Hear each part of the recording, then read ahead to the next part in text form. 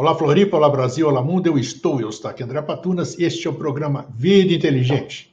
Trazendo hoje, já pela segunda vez, nosso querido amigo, novo amigo que nós temos aqui. A gente nem sabia que tinha um novo amigo, mas a gente vai se reencontrando, né? Eles estão em diversos lugares espalhados pelo mundo aí.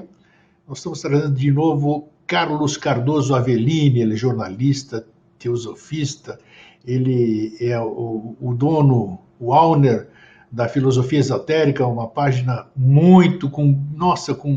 vocês não imaginam, acho que são 1.500 textos de primeira linha sobre teosofia. Enfim, nós estamos trazendo ele novamente para a gente falar sobre um tema que é muito legal. Nós estamos a 9 dias agora do Natal, então nós vamos falar uma questão: e se o Cristo voltasse? E se o Cristo voltar neste Natal? Todo mundo sempre espera, né? Principalmente os cristãos, né? Essas pessoas ficam esperando a volta do Cristo, né? Então, e se o Cristo voltar nesse Natal? E fora isso, nós vamos falar de outras questões. Aguarde, deixa eu chamar ele para a sala. E aí, Avellini, como é que você está? Prazer em ter você novamente aqui conosco no Vida Inteligente. Tudo bem? Tudo ótimo, beleza. Como é que vão essas terras lusitanas? Ora, poxa, tudo tranquilo. Tranquilo, né? Tá aí. Ô, Avellini, hoje o ser humano ainda tem um certo tabu ou desconhecimento. Cada um tem a sua concepção, né? Porque ninguém esteve cara a cara com isso, ou ninguém sabe, não sabe qual é. Quando a gente fala em divindade, né? Divindade, eu sei lá o que é divindade. Divindade, na minha concepção, é aquilo que me incutaram na cabeça desde quando eu nasci. Ou as religiões, ou a escola, ou os amigos lá falam: divindade é alguém que está lá em cima, em algum lugar, e que a gente tem que reverenciar, tem que fazer uma série de coisas, e você tem que ficar quietinho, porque ou as pessoas que te passaram essa informação sabem das coisas, então é melhor obedecer quem aparentemente sabe. Vamos começar então a nossa conversa de hoje, falar um pouquinho desse aspecto da divindade. Todo mundo espera a divindade, todo mundo espera um salvador, todo mundo espera um ser superior para nos dar orientação, para nos dar salvação. Cada um espera dessa divindade alguma coisa em seu benefício, vamos dizer, né? Que afinal, mesmo que seja para o planeta, eu estou no planeta, então é em meu benefício e dos meus semelhantes. Qual é a sua concepção, qual é o seu ponto de vista sobre essa questão? Eu acho que, em primeiro lugar, a gente podia dizer que uma das muitas e muitas maneiras de definir o que é uma divindade, eu diria que a divindade é, entre outras coisas, aquilo que suspende a minha noção de espaço e tempo de uma maneira agradável, sem que eu perca a minha noção de eu, mas, ao contrário, dissolvendo suavemente até certo ponto, sem perder essa noção de eu, no nós, no todo, no sempre, em qualquer parte. Tá? Ou seja, a fusão com o todo sem perder a noção completa de que eu faço parte do todo. Tá? Eu acho que isso seria uma razoável noção, entre muitas outras, do que é a divindade, do que é a experiência do divino, do ponto de vista prático. Tá? Isso também entra como definição da prática da presença divina. Então, eu acho que esse seria um primeiro ponto para a reflexão da gente, em relação a gente saber do que está falando quando fala de divindade ou de experiência do divino. Tá? Que você utiliza ao colocar na abertura. Tá, então onde é que eu vou buscar isso aí? Você falou bonito, eu concordo com o conteúdo do que você falou. Mas para você vivenciar o que você falou, eu preciso ter um certo nível de consciência. Eu vou dizer o seguinte, que para trazer para o chão, tá? A HPB, em algum lugar da doutrina secreta, isso quase seguramente já está na parte que a gente já publicou da doutrina secreta, online, no filosofiaesotérica.com e outros websites associados. Em algum momento, ela diz, a HPB, a Helena Blavatsky, que a origem da percepção do divino está ligada à percepção do pai e da mãe, não necessariamente nessa ordem, na vida do bebê. Tá? Ou seja, ela faz uma ligação entre presença paterna, materna, presença parental e presença divina. Agora, em outras partes, ela diz, por exemplo, uma coisa meio íntima da HPB, que ela diz que ela é grata ao mestre dela, porque o mestre dela construiu o eu superior dela. Olha só. Tá? Então, do mesmo jeito que um pai constrói, entre aspas, um filho, uma mãe constrói, entre aspas, um filho ou uma filha, do mesmo jeito um mestre constrói qualquer aspirante ao discipulado. Tá? Não de uma maneira manipuladora, certo? Mas ele, vamos dizer assim, na medida em que um aspirante ao discipulado, à sabedoria, à divindade, etc., chama a atenção de um dos mestres vai olhar aquele discípulo, e o olhar do mestre conserta as coisas. Tá? O mestre não tem que ficar manipulando. O olhar dele já conserta, porque é um olhar de dentro para fora. Tá? O Sol tem 7 níveis de consciência, no mínimo, Tá. e há níveis de consciência superiores no Sol que ilumina de dentro, que ilumina a alma.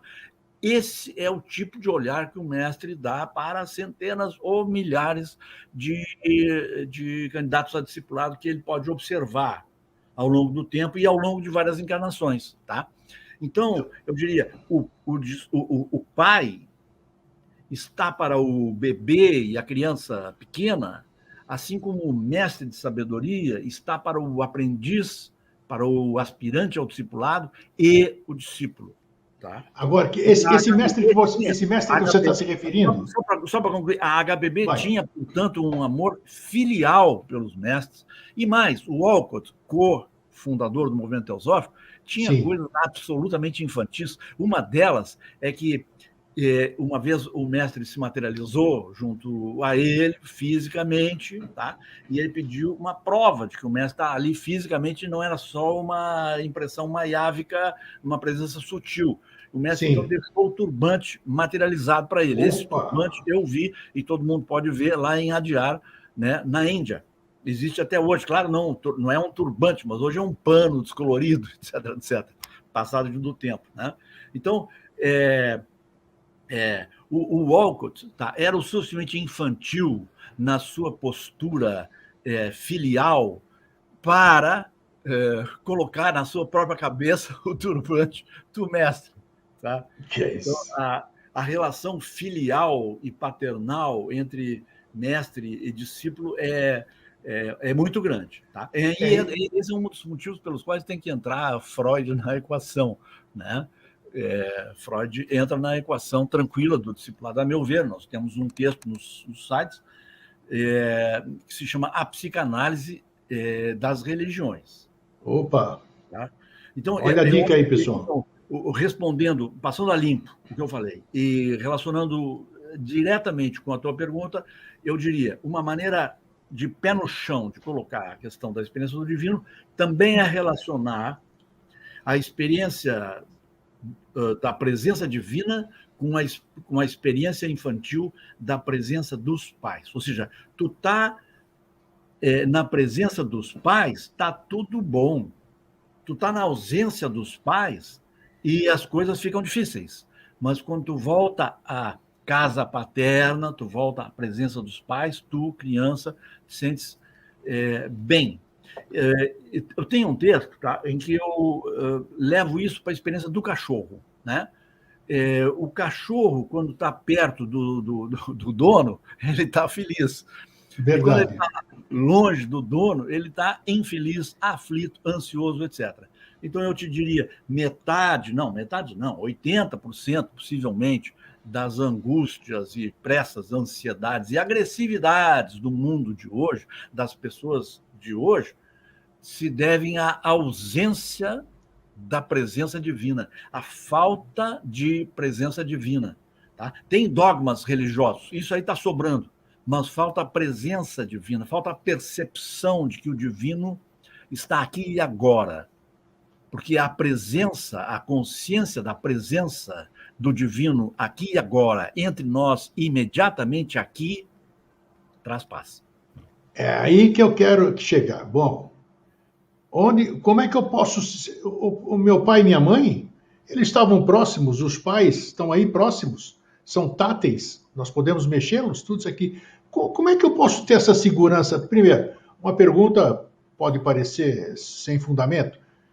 Existem mestres, continuam os mestres, tem mestres aí auxiliando discípulos? Bom, eu acho que essa dúvida tem que ficar em pé, tá? O Sócrates se ensina através de perguntas. As perguntas são coisas de escasso valor do ponto de vista da capacidade de investigar. E o mais importante de tudo não é achar que encontrou a verdade, mas é investigar a verdade. Para investigar a verdade, a gente precisa ter dúvidas. Agora, as dúvidas corretas. Não dúvidas que sejam ceticismos disfarçados, Claro. uma certeza subconsciente de que é tudo falso, de que não tem esperança, de que eu sou uma porcaria, etc, etc. Esse tipo de balela do subconsciente é simplesmente poluição emocional que ataca as pessoas por baixo do plano consciente. Tá? Agora, a verdadeira dúvida é uma dúvida instigante que nos ensina e nos impulsiona para buscar o melhor. Tá? Então, aí, as certezas, muitas vezes, não sempre, as certezas, muitas vezes, paralisam a mente. O cara começa a fingir para si mesmo que já sabe tudo. Tá? E aí ele substitui a certeza pela opinião. Ele substitui o conhecimento pela opinião. O cara não sabe nada, mas tem uma opinião sobre tudo.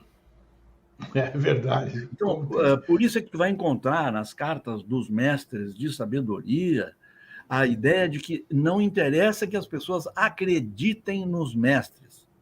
Assim como tampouco é interessante que as pessoas neguem com absoluta certeza a existência dos mestres. O ideal, diz o mestre, é que haja uma dúvida e uma vontade de investigar. Tá? Aí o cara vai ver que a tradição dos imortais está lá no taoísmo, que a tradição dos adeptos, dos rishis, está lá no hinduísmo, que o conselho dos anciãos está lá na Bíblia cristã e judaica, e assim sucessivamente. Vai ver que os profetas do judaísmo, né, correspondem aos adeptos. Vai ver que os profetas tinham 900 anos de idade, que é mais do que a gente sabe que um mestre vive. Né? A gente tem informações de que um mestre pode viver aí 300, 400 anos numa boa. A partir daí, ele, entre aspas, nasce num novo corpo, sem morrer, entre aspas, num corpo velho, transfere a consciência e está tranquilo. Né? Então, vamos dizer assim, não cabe ter certezas, cabe um espírito de busca. A certeza deve ser, sobretudo, lá no coração da gente. E uma certeza sem detalhes, uma certeza sobre as grandes coisas, uma certeza sobre os problemas fundamentais da vida, uma confiança, né, de quem está na presença de uma consciência maior, assim como um bebê se sente bem quando está na presença de uma consciência maior, que é a fonte da sua vida. Então, o mestre é a fonte da vida espiritual do aprendiz, assim como pai e mãe são fonte da vida física e emocional de uma criança.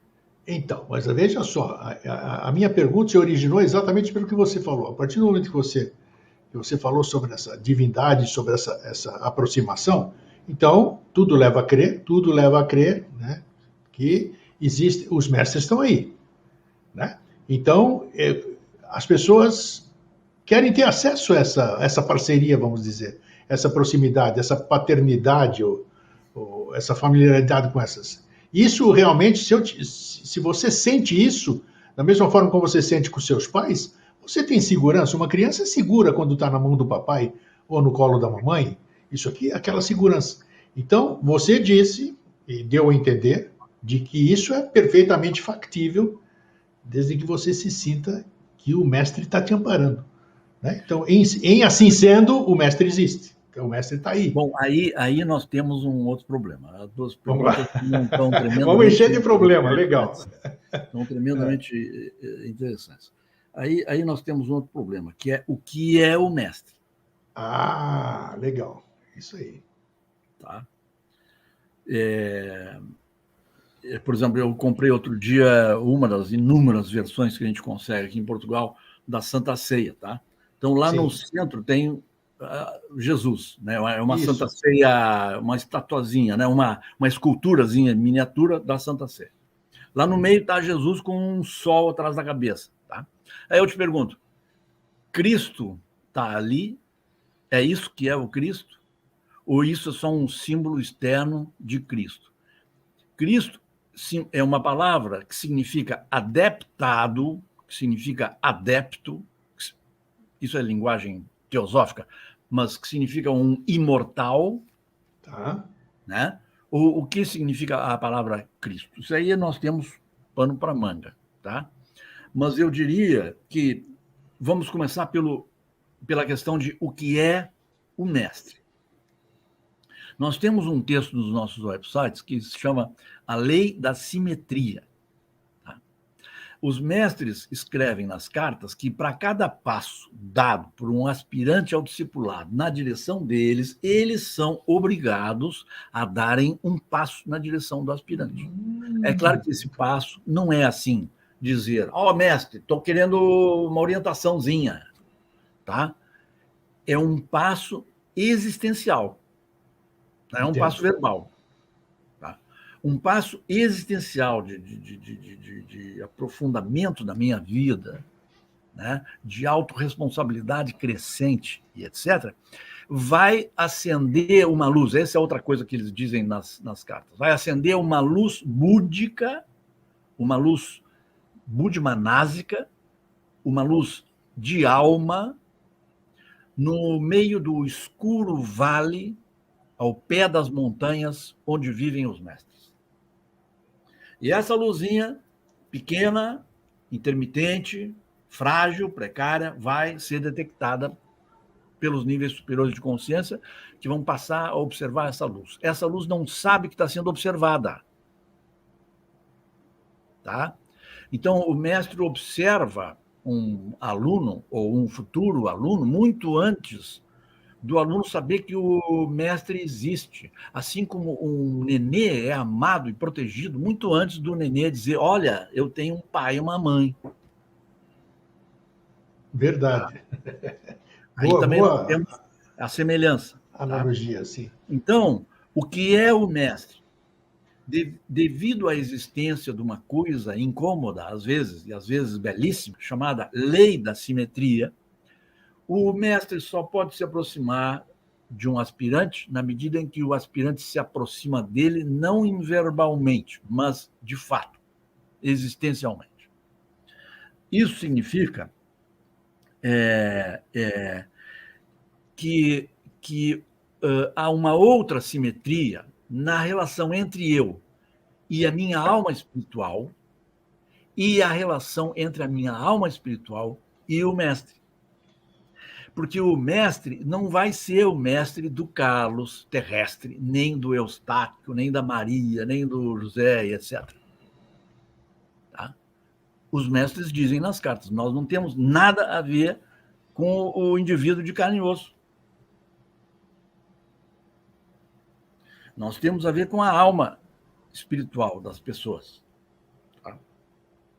Então, aí é um grande divisor de águas. Tá? Existe um eixo simétrico.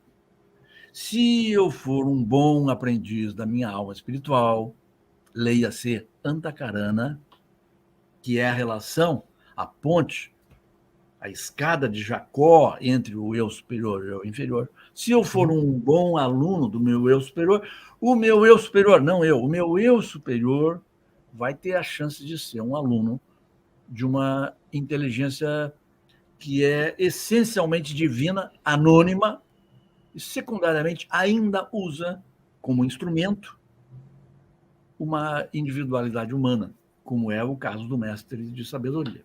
O mestre de sabedoria não é ninguém.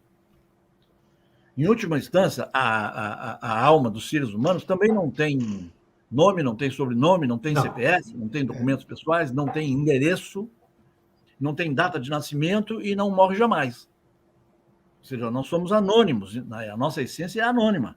Então, só que o mestre sabe que a essência dele é anônima, o mestre é muito mais consciente do seu anonimato, né? E ainda, por uma questão de compaixão dos seres todos do planeta, ele ainda tem atuações como se fosse humano.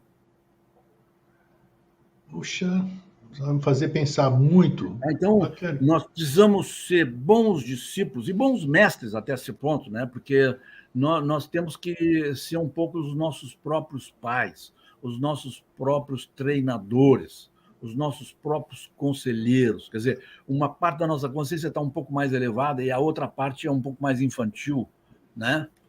Temos que descobrir a nossa própria maestria, né? Exatamente, aí tu disseste tudo. É um pouco o método Paulo Freire, tá? Ou seja, a função do o método Paulo Freire, na sua essência, tá? Ela é exatamente a pedagogia dos mestres, no sentido de que a função do mestre não é transferir conhecimento, mas dar elementos para que o aprendiz construa o seu conhecimento conforme a sua situação kármica no espaço e no tempo. Tá? Então, o mestre, ele não diz assim, tu tem que fazer isso, tem que fazer aquilo, tem que acreditar nisso, tem que acreditar naquilo, tens que comprar tal livro, tens que fazer isso, nada disso. Tá? Ele manda uma energia essencialmente não verbal, tá?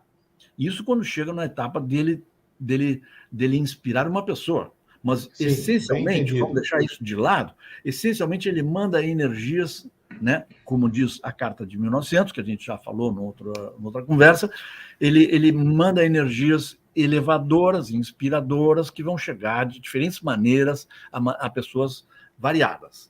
Tá?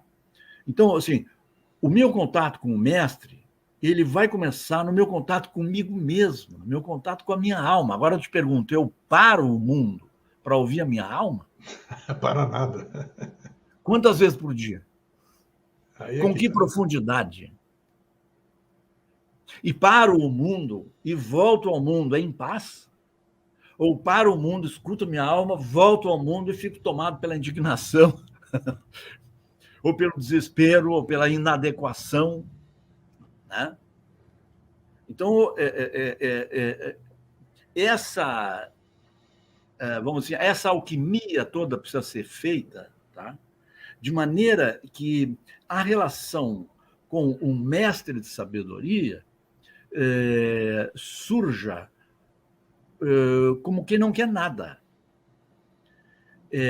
O verdadeiro poder que se deve procurar, diz Luz no Caminho, é o poder que parece nada aos olhos dos outros. O verdadeiro contato com o mestre de sabedoria é aquele contato que parece nada aos olhos dos outros e até a mim mesmo. Mas eu sei que está lá, mas parece que não está. E é um contato cuja âncora, cuja base, cujo alicerce é a minha capacidade de ouvir a minha alma, de maneira imperfeita, precária, intermitente, insegura, incerta, mas insistente e constante. Tá? E progressiva. Tá? Muito bom, é de se pensar bastante. Você está dando grandes dicas. Eu quero saber o seguinte. A HPB, só uma coisa. A HPB, tá? Ela diz, num texto que eu cito no meu artigo A Prática da Presença Divina, ela diz que todas as hierarquias do universo estão presentes em cada ser humano. Olha! Isso diz tudo. Ou se não diz. Agora cabe a cada um descobrir isso em si, né? Exato. E nós temos várias vidas, não tem pressa, não precisa ser semana que vem. É isso aí. Bem lembrado. Escuta, primeiro, antes da gente chegar no tema principal, que é e se Cristo voltar neste Natal, você escreveu uma coisa interessante que você tinha compartilhado comigo e eu li atentamente, e eu quero usar isso aqui um pouquinho mais, que é a prática da presença divina. É o que nós estamos falando agora. Como é que eu pratico essa presença divina? Vamos usar o título do seu brilhante artigo aqui. Como é que eu pratico? Você deu a consciência disso, que foi muito legal. A percepção de que você deu os caminhos para se buscar isso. Você deu a orientação, os elementos, as ferramentas. Agora, como é que eu pratico, olha só, como é que eu pratico essa presença divina? Prática. Olha, eu vou dizer uma coisa que está me ocorrendo agora, como resultado do nosso diálogo até agora, tá? Claro. E que tem a ver também, de novo, com a lei da simetria. Eu estou transformando isso numa meditação, numa contemplação sobre a lei da simetria. As coisas andam por pares na vida. Tá? Então, se eu quiser praticar a prática, fazer a prática da presença divina, além de tudo que está escrito sobre o tema nos nossos sites, tá? Eu diria o seguinte: não há presença divina a não ser na medida em que houver purificação da mente e sinceridade. Por quê? A sinceridade desobstrui Antakarana, porque a sinceridade, quer dizer o que eu penso. Mas é encrenca. Claro que é encrenca, eu vou entrar nessa. Tá? Dizer o que eu penso, tá, é uma coisa tremendamente encrenqueira. Tá? Sem dúvida. E, vamos dizer assim, Jesus foi, na lenda do Novo Testamento, dos evangelhos, Jesus foi crucificado por isso. Né? Porque era um cara demasiado sincero para né, politicamente pegou mal. Né? E todos os mártires do Vaticano, que foram queimados na fogueira e tudo mais, né, eles eram um pouco mais sinceros do que era politicamente correto na época. Tá? Então, aí eu te pergunto, como é que eu vou conseguir ser sincero, sendo que a sinceridade é o atestado kármico, a certificação kármica da minha capacidade de procurar a verdade, porque eu não vou poder ser mentiroso e procurar a verdade ao mesmo tempo. Posso? Não posso. Não. Tá? Então, se eu quiser dar um primeiro passo na busca da verdade, eu vou ter que parar de ser calculista, parar de ser mentiroso, parar de ser deliberadamente ambíguo com o que eu falo e começar a ser sincero. Agora, se eu for sincero em relação a isso, aquilo, aquilo outro, eu vou ser, politicamente, eu vou enfrentar uns probleminhas. Ou não é? Muitos. Tá? A solução para isso são duas. A prática do silêncio, que é uma velha recomendação da tradição esotérica, religiosa, mística, etc. A prática do silêncio. Tem que falar menos, em primeiro lugar, tá? Porque o silêncio não corta a sinceridade. Tem que falar menos e tem que purificar a mente, purificar o pensamento. Se eu tiver pensamentos puros, eu vou poder aumentar radicalmente a taxa de sinceridade. Por exemplo, nos meus irmãos de caminhada, nas pessoas que eu conheço, tá? Na medida em que eu me aproximo do meu eu superior, eu vou ficar muito mais sensível, tanto ao que há de bom, quanto ao que há de errado nos meus irmãos de caminhada.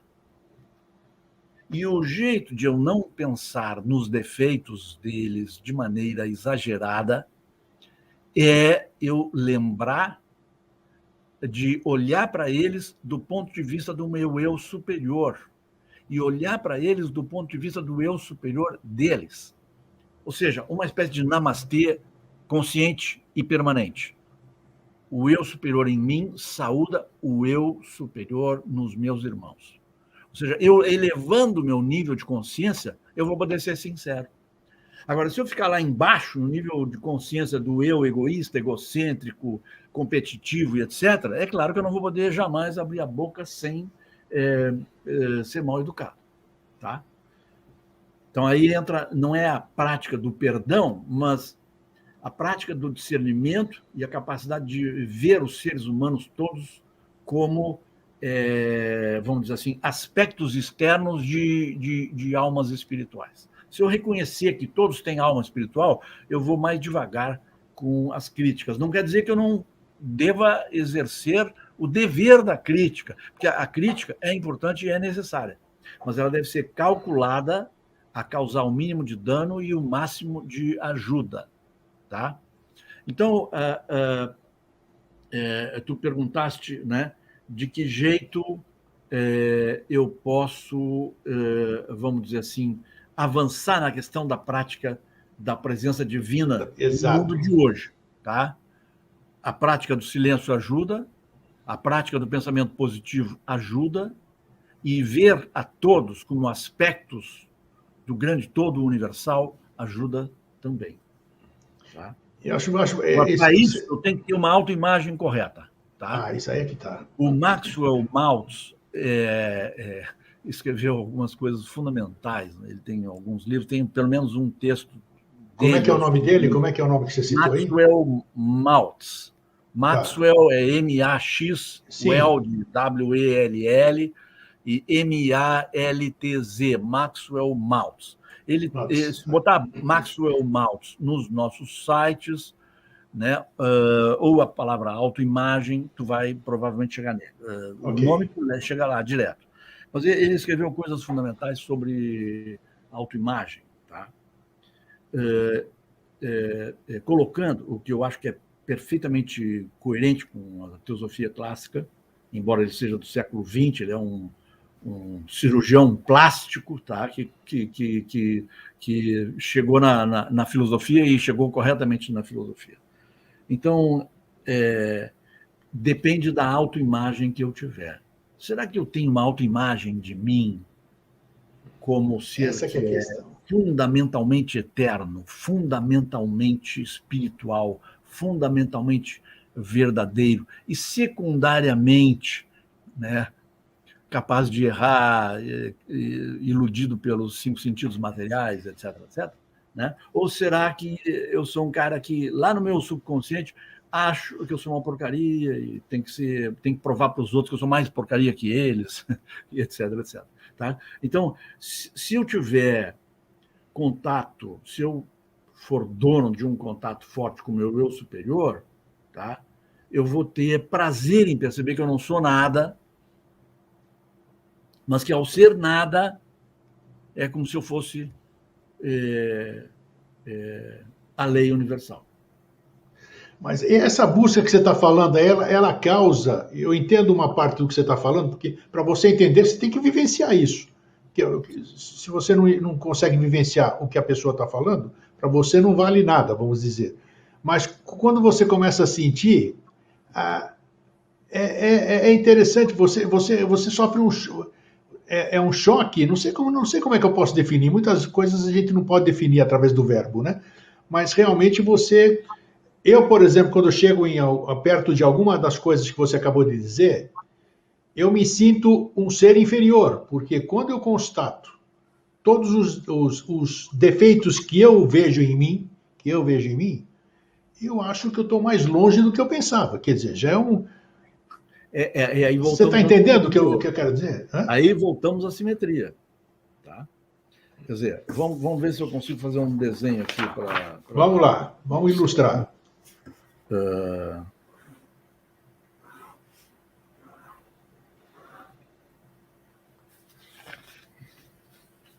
Aí o cara fala, quanto mais eu acho que eu tenho consciência, mais eu descubro que... Ou seja, quanto mais eu rezo, mais assombração aparece. Falou tudo, exatamente isso. Tá? Então, vamos imaginar isso aqui, tá? Vamos ver se eu consigo... Tá, isso aí é o jogo da velha, vai, o jogo da velha. Aparentemente é o jogo da velha, tá? Mas é o seguinte, aqui em cima, vamos ver se eu boto a mão no lugar certo. Tá, no quadrado, aqui, na parte de cima, tu tem o divino. Tá? Isso, tá bom. Na parte de baixo, tu tem o subconsciente. Na parte de baixo, lá embaixo, tá, ok. E no meio? E na parte do meio, tu tem a meia cancha, tu tem o que é o humano. Tá? Divino, então, subconsciente e humano. Exato. Ou o animal embaixo, o divino em cima e o humano no meio. Ok. Tá? Ou, agora eu vou pegar para onde eu quero ir. Tu tem o divino em cima, o consciente, tu tem o divino ou supraconsciente em cima, o consciente ou humano no meio e o subconsciente ou animal embaixo. Tá? Então, agora tu pega a parte do meio do desenho e imagina que isso aí é um canal potencial, tá? É uma tacarana potencial que está cortado em duas linhas, tá bom? Sim. Então, tu tem, eu sou o eu, tá? Eu sou a noção de eu. Vou fazer uma bolinha aqui no meio da coisa, tá? Ok, ok. A noção de eu está ali no meio. Ele está separado pelo divino, está separado do divino, está separado do supraconsciente por uma linha, certo? E está Isso. separado do subconsciente por outra linha. Por isso que é subconsciente, não é consciente, tá? Então, o consciente está ilhado. Está ilhado, separado do supraconsciente e do subconsciente. Parece muito Ok. idiota o que eu estou falando, mas é fundamental, tá bom? Sim, O que sim. acontece é o seguinte, a lei da simetria estabelece que não se pode abrir uma janela para o céu sem abrir uma janela para o inferno.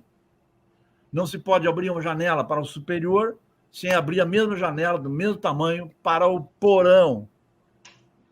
Né? Então, tu tem o sótão, a casa e o porão. Tá? Então, essa é a necessidade de transmutação alquímica. Tu fazes uma oração, fazes uma reza, entre aspas, no ditado popular, tá? Tens acesso a uma luz que vem do céu e no mesmo momento, sem que tu queiras, e por menos que tu queiras, abre-se no chão uma ligação com o teu subconsciente, que nem sempre é teu, pode vir do lixo coletivo, quase sempre é do lixo coletivo, em grande parte. Tá? Então, eu digo, porra, eu estou buscando o que é superior e vem aqui essa lixama, esse lixo todo. É isso aí. Nossa. E o lixo, às vezes, vem até o teu nariz. É mesmo, é isso aí. Tá? Mas essa é a necessidade de transmutação. Então, tu tem que transmutar todo aquele lixo até estabilizar de novo. Aí tu abre mais uma fresta lá em cima, entra mais um raio de sol e pimba, te prepara. Tá? Isso é o que se chama processo probatório. O discipulado é isso. A vida da HPB é isso. Se tu fores ler o livro da Sylvia Cranston, que é a biografia, a vida extraordinária de HPB, tá? Que é 700 páginas quase, tu vai ver a vida da HPB, é isso, a discípula avançada, terceira iniciação, e não teve folga. Por isso que eu digo, você acabou de dar um estágio, vamos dizer assim, quando o troço bate no teu nariz, no momento que você devia ter coragem para poder sair daquela situação, o cara fala, não vou cair fora. E aí você interrompe o processo por medo de seguir adiante, né? Porque você abriu as duas portas, como você disse. Né? Exato. Abre a comporta de cima, abre a comporta de baixo. Tá? E daí cada um vai descobrir na sua vida como é que vai poder lidar com o aspecto probatório. A HPB também escreveu no memorando preliminar à escola esotérica, tá? Que é impossível o discípulo, ou aprendiz, ou aspirante ao discipulado avançar no caminho sem desafiar e arcar com a ignorância coletiva. Conforme o grau de evolução dele, ele vai ser, entre aspas, desafiado pela ignorância da sua cidade, da sua comunidade, do seu país ou da humanidade toda. Tá? Quanto mais avançada for a alma, mais ela vai ter que lidar com a ignorância da humanidade toda. Isso está contemplado e está descrito na lenda de Jesus Cristo, porque, obviamente, ele morreu, né, para expiar, para purificar, para resolver o problema dos pecados da humanidade como um todo. Por quê? Porque a vida dele, né, a lenda da vida dele, narra as grandes iniciações. E nas grandes iniciações, né, os iniciados morrem, certo? Morrem para resgatar a humanidade dos seus erros. Ou seja, legal. Em outras palavras, é aquela coisa da HPB. O discípulo tem que arcar, né, e é inundado, e é invadido, e é desafiado pelo conjunto acumulado da ignorância humana. Caramba, é por isso que o discipulado não é uma coisa fácil. Você tem que abdicar de uma série de coisas, né? Abrir espaço para outras. Então é um caminho. É muito desagradável renunciar à ignorância, viu? Ah, com certeza, claro que sim. Agora eu vou entrar na chamada que eu fiz que é parte de um artigo seu sensacional. Eu vou entrar na chamada que as pessoas receberam pela mala direta. Quem não está na mala direta não recebeu. Então, eu quero o tema de hoje, que foi muito bom esse prólogo que nós fizemos, exatamente para... bastante forte. É, bastante forte, você disse tudo, mas importantíssimo e, nossa. Então, vamos lá. Você recebeu o seguinte: para investigar o que ocorreria de fato se Jesus reaparecesse nessa próxima véspera de Natal, daqui a 9 dias, o primeiro passo consiste em resgatar um texto clássico. O escritor russo Fyodor Dostoiévski descreveu em 1880 como teria sido o retorno físico do Cristo durante o século XVI. Ao escrever o relato intitulado O Grande Inquisidor, Dostoiévski pode ter sido inspirado desde níveis superiores de consciência. Já vamos tratar isso já. Esse pode é bondade minha, tá? Porque quem chamou atenção para esse texto é o próprio mestre de sabedoria. Então, claro, mas eu havia isso. Mas você está legal, está indo bem. Um Raja Yogi dos Himalaias não só pediu que o trecho fosse traduzido do russo e publicado em inglês por Helena Blavatsky em 1881, mas também escreveu em uma carta para um discípulo leigo o seguinte: a sugestão de traduzir o Grande Inquisidor é minha, porque seu autor, sobre quem já pesava a mão da morte enquanto escrevia, deu a descrição mais convincente e mais verídica jamais escrita da sociedade de Jesus. Está contida ali uma grande lição para muitos e mesmo você poderá tirar proveito dela. A narrativa, essa que nós estamos fazendo, faz parte da obra Os Irmãos Karamazov, e nela Dostoiévski descreve a aparição do instrutor divino entre os habitantes de Sevilha, na Espanha. E é isso, então, que você escreveu parte do seu artigo Se Cristo Voltar nesse Natal. Então, hoje é um programa bem apropriado para a época que nós estamos vivendo, a 9 dias do Natal. E essa história do Dostoiévski é fantástica. Eu, particularmente, dentro da minha ignorância, do verbo ignorar, desconhecer, eu não conhecia essa história, Avelino. Fala um pouquinho dela aí. Pouquinho não, fala muito. Eu quero que... É muito interessante o artigo completo. Certo. Bom, vamos dizer assim. Vamos lá. Isso aí é parte da obra Os Irmãos Karamazov, tá?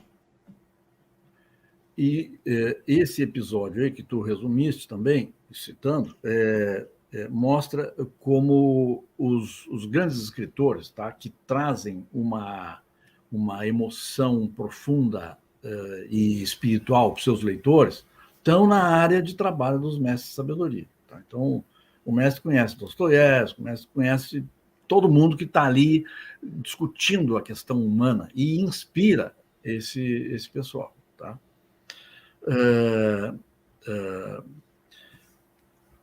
O que eu fiz nesse artigo, entre outras coisas, tá, foi trazer essa narrativa do Dostoiévski lá do século XVI, em que ele ambientou a história em Sevilha, na Espanha, como tu colocaste, trazer isso para Nova York, na sede da ONU.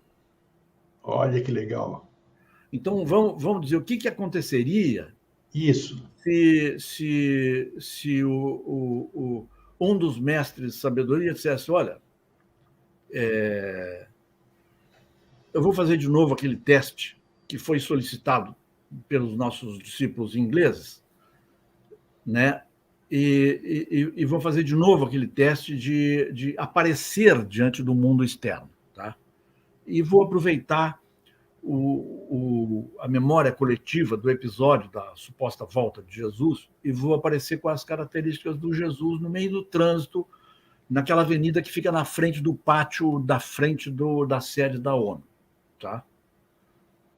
Então, o mestre, vamos dizer assim, Jesus está levitando a 3 metros do chão, a 5 metros do chão, com aquela veste clássica, né? A 5 metros do chão, acima dos carros. Os carros param, as pessoas saem dos carros. Jesus está presente não só fisicamente, Jesus está presente emocionalmente. As pessoas começam a chorar, se ajoelham e chega a SWAT, chega a Polícia Federal. A emoção baixa. Ali ele já tinha tido tempo de curar alguns cegos, de curar alguns paralíticos. E havia uma onda de compaixão universal, de êxtase, tomando conta de Nova York. Mas chega a polícia com os seus barulhos, os seus sons, os seus helicópteros, né? Chegam os repórteres do New York Times, chegam os repórteres de alguma televisão, entra a televisão no ar, ou seja, chega o karma humano e interrompe a experiência. Do mesmo jeito que em Sevilha chegou o Grande Inquisidor, que é o título da narrativa do Dostoiévski. Chegou o Grande Inquisidor e levou Jesus preso, depois de fazer baixar a vibração. Aqui chega a polícia, operações especiais da polícia, do FBI, e leva Jesus preso, até que durante o interrogatório de praxe, depois de ver que ele não tinha documento, não tinha documento de residência, não tinha autorização para estar nos Estados Unidos, não tinha entrada, também não era representante diplomático de nenhum país, tá? Não tinha idade comprovada, não estava no radar, não tinha Facebook, não tinha Twitter, que talvez fosse o mais grave naquele momento. Jesus fica ali o tempo que tiver paciência e se desmaterializa e tchau. Tá? Agora, isso nos dá pretexto para várias reflexões. Tá? Vamos a elas. E se, de repente, nós fizéssemos um pleno contato com o nosso eu superior, o que o nosso eu superior nos diria? Será que ele diria algo parecido? Ô, idiota, fica sentado e presta atenção. Eu sou teu pai, sou teu herdeiro também. Quando tu nascesse, eu estava ali te orientando. E quando tu morreres, eu vou recolher todo o resultado da tua experiência. Pensa bem. Vive de maneira digna, completa, autorresponsável. Deixa de ser idiota, raciocina. E qual é a quantidade de vergonha que nós teríamos diante de um discurso desse? Ou se um mestre de sabedoria aparecesse suavemente ali na fronteira daquilo que nós consideramos a nossa presença física, a nossa sensação, a nossa percepção do espaço físico ao nosso redor, ou do espaço emocional ao nosso redor, ou do espaço mental ao nosso redor, ele ficasse na fronteira entre aquilo que nós achamos que é nosso espaço e aquilo que nós achamos que está além do nosso espaço, e desse um discurso e dissesse mais ou menos o seguinte, por exemplo: mas que cara de pau, expressão brasileira, ou na expressão portuguesa, que cara de lata tu tens de querer ser discípulo de um dos mestres de sabedoria, se tu tens isso, aquilo e aquilo outro de tema de casa para fazer, e em vez de fazer os teus temas de casa, tu está querendo ser ajudado por algum mestre de sabedoria. Tu não conheces as palavras da Helena Blavatsky que dizem: antes de desejar, faça por merecer? Tu mereces o discipulado ou tu estás querendo o discipulado como uma criança pede uma bala de chocolate? Muita diferença. Não é? Então, é como eu abro o texto, né, a prática da presença divina, perguntando como é que nós nos sentiríamos se, de repente, soubéssemos que existe um mestre de sabedoria observando a gente. A gente ia ficar constrangido, a gente ia ficar emocionado, a gente ia ficar desorientado, a gente ia ficar elevado. Colocar em dúvida. Ia colocar em dúvida, eliminando a presença, né? Como é que seria? Agora, o que eu posso te dizer é o seguinte: a busca da verdade é um fogo que não só queima a ignorância, mas que ilumina a sabedoria. Agora, você, na sua ideia, nos seus 40 anos de teosofista, 40 e tantos anos, se hoje, se o Cristo voltar daqui a 9 dias no Natal, o que aconteceria? Século XXI, ano 2021, tecnologia, essas coisas todas aí, como é que seria? Eu acho Bom, que se nós definirmos, não se fica nós difícil. definirmos, se nós definirmos que Cristo é a consciência divina, É que um estado de Cristo, ser. que Cristo é uma palavra que simboliza os mestres de sabedoria, a minha resposta concisa seria a seguinte: Cristo não pode voltar nesse Natal. E Cristo não pode voltar nesse Natal por um motivo muito simples. Ele jamais se afastou de nós.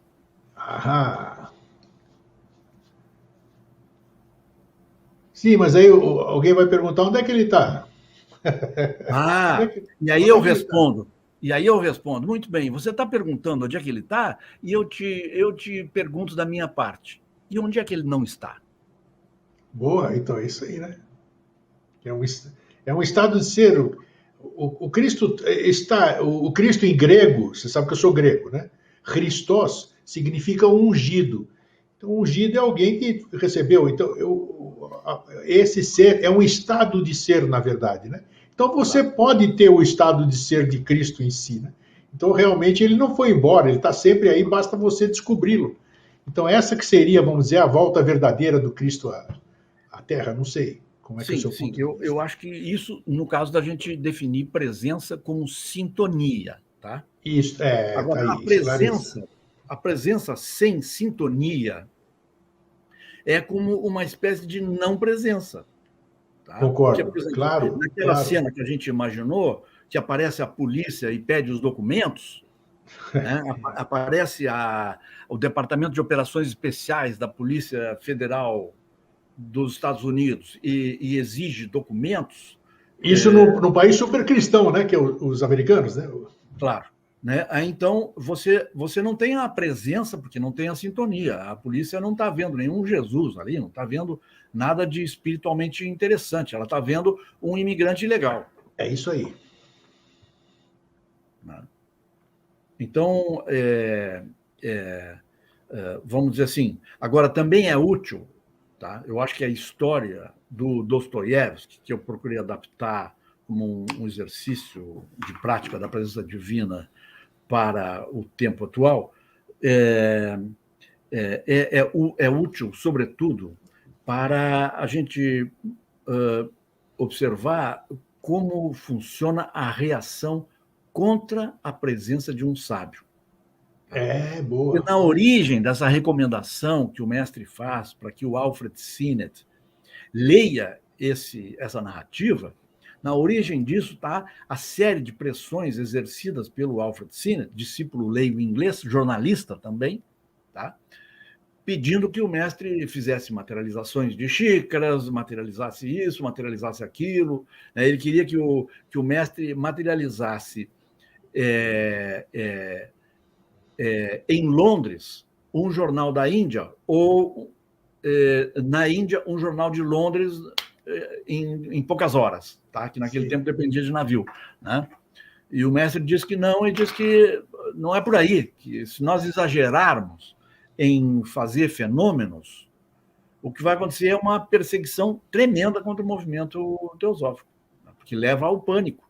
Se você aumenta as evidências de algo para o qual as pessoas não estão preparadas, o que tu fazes é gerar pânico e ódio e desespero.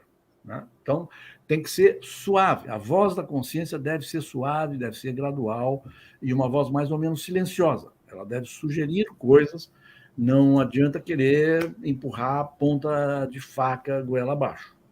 Tá?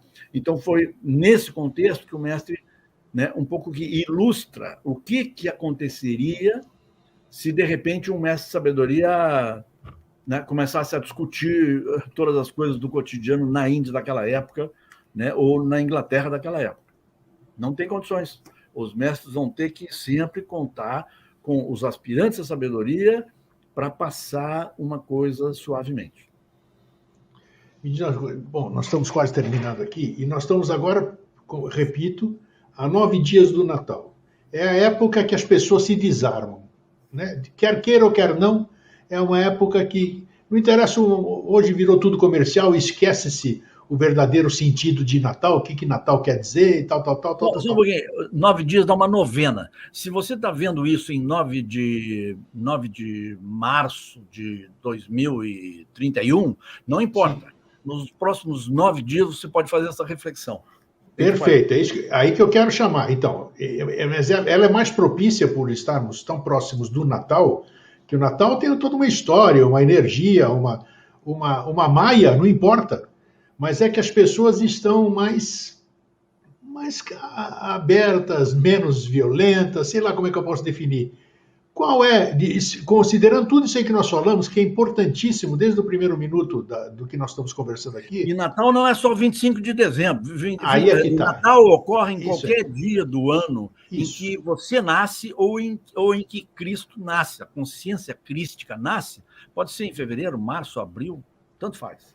Então, eu quero aproveitar esse momento para que dá uma dica, vamos dizer, em tudo isso que nós estamos aproveitando que o tempo está bom, está propício para esse tipo de reflexão que nós falamos hoje durante 1 hora.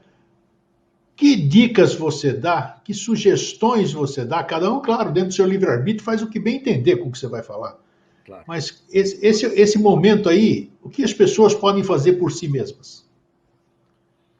Bom, eu acho que valeria a pena citar São Francisco de Assis e dizer: é morrendo que se nasce para a vida eterna.